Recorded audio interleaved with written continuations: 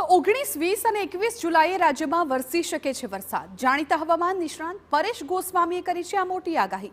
પરેશ ગોસ્વામીનો દાવો છે કે કચ્છના રાપર અને ઉત્તર ગુજરાતના જિલ્લામાં ભારે વરસાદની શક્યતા છે, જ્યારે સૌરાષ્ટ્રમાં સામાન્ય વરસાદ વરસવાની શક્યતાઓ સેવવામાં આવી છે.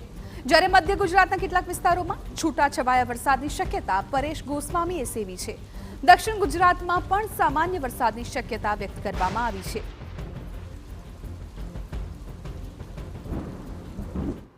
ઓગણીસ, 20 અને 21 જુલાઈ આમ 3 દિવસ સુધી રાજ્યની અંદર છૂટાછવાયા હળવા સામાન્ય વરસાદો જોવા મળે તેવી શક્યતાઓ છે, જેમાં ખાસ વધુ અસર છે એ કચ્છના રાપર તાલુકાની અંદર અને ઉત્તર ગુજરાતના તમામ જિલ્લાઓની અંદર જોવા મળે તેવી શક્યતાઓ છે. એટલે કચ્છના રાપર તાલુકો અને ઉત્તર ગુજરાતના તમામ જિલ્લાઓની અંદર 19, 20 અને 21 તારીખ દરમિયાન મધ્યમથી ભારે ઝાપટાઓ નોંધાય તેવી શક્યતાઓ છે. સૌરાષ્ટ્રના તમામ વિસ્તારની અંદર એકદમ છૂટાછવાયા વરસાદો નોંધાય અને હળવા સામાન્ય ઝાપટા નોંધાય તેવું એક અનુમાન છે. એ સાથે દક્ષિણ ગુજરાતની અંદર પણ મધ્યમથી ભારે ઝાપટાઓ નોંધાય તેવી શક્યતાઓ